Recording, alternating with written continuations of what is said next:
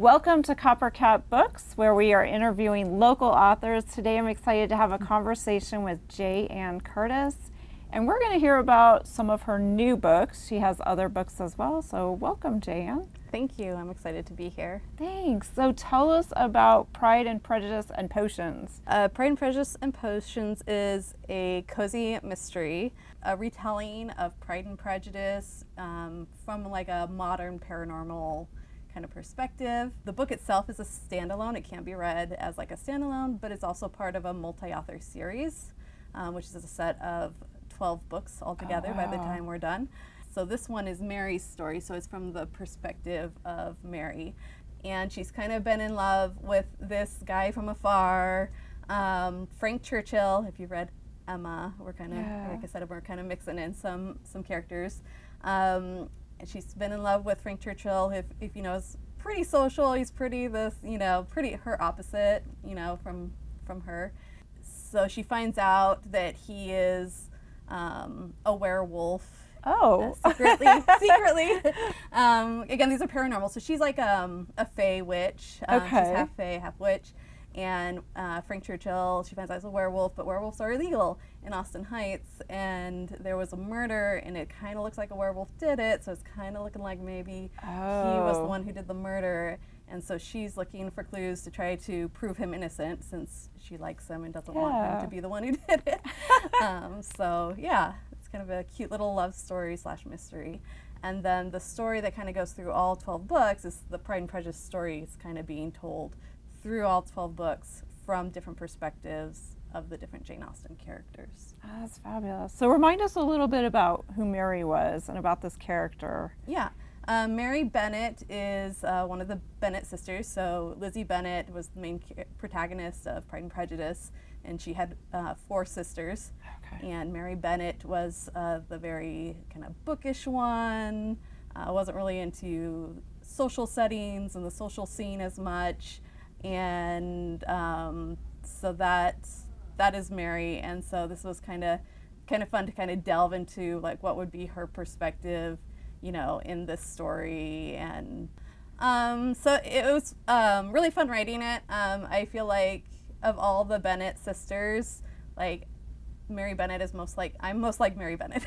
Okay, so, cool. Very bookish, not really into the social scene.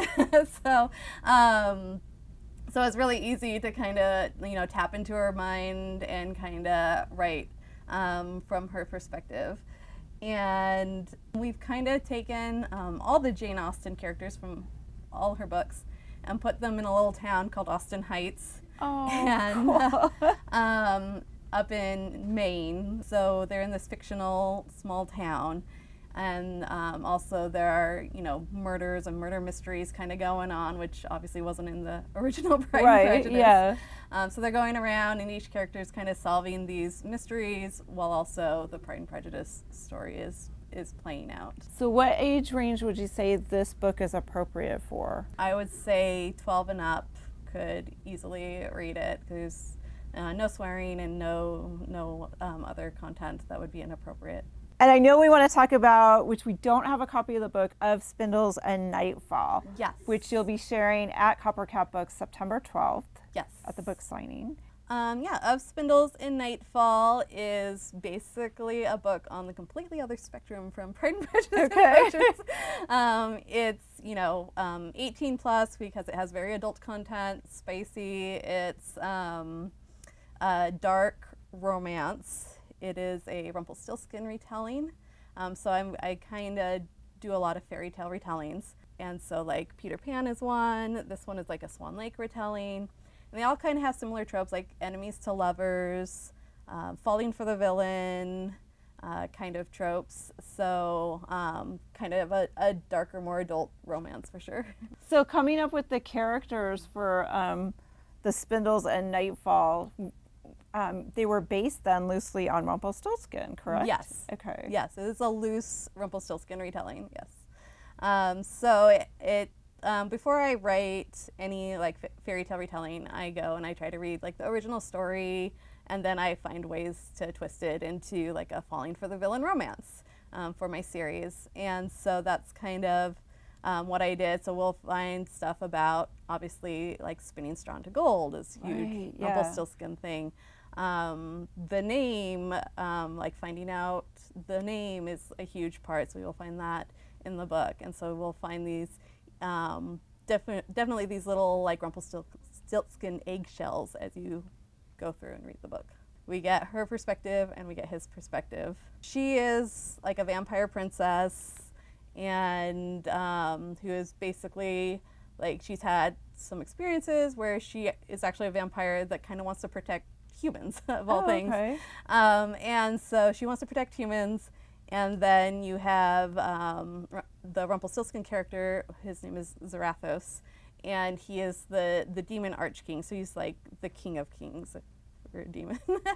And he's kind of needs her to get an object that will help him win the demon trials that are coming up. And so that kind of throws them together, and that's kind of how it starts. And where did you place that one? Because, I mean, we all think of like fairy tales happening in like some forest, oftentimes in Europe or something. That's just kind of where a lot of those fairy tales came from. Where does this one kind of based in? Yeah, this one is, its own, it's more of a high fantasy, so it's in its own world. So you have, like, I have a map. Unfortunately, I don't have the books, I can't show I them.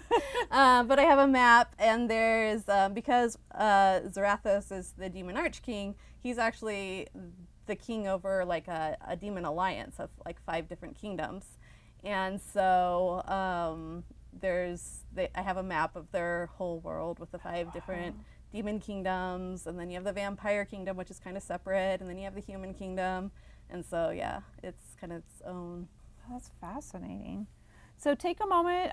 The cover art on these books is fabulous, especially the swan one. So if you want to show the audience Sure. a little bit of the swan one and tell us who does your art for all of these. Is it the same artist, different artist? I have an artist friend that does these 3D covers, and if you can tell, but they are like 3D. You can like touch them. Yeah. And so her name, her artist name is Most Beautiful World, and so she does the covers for me. And then Oh, wow. it's a removable cover, so which is cool. That is cool. So yes, this is kind of like a display cover. I like set this Yeah. on like my fireplace. It can Right. look really pretty. And then the book is underneath. This is Of Curses of Moonlight. It's a Swan Lake retelling.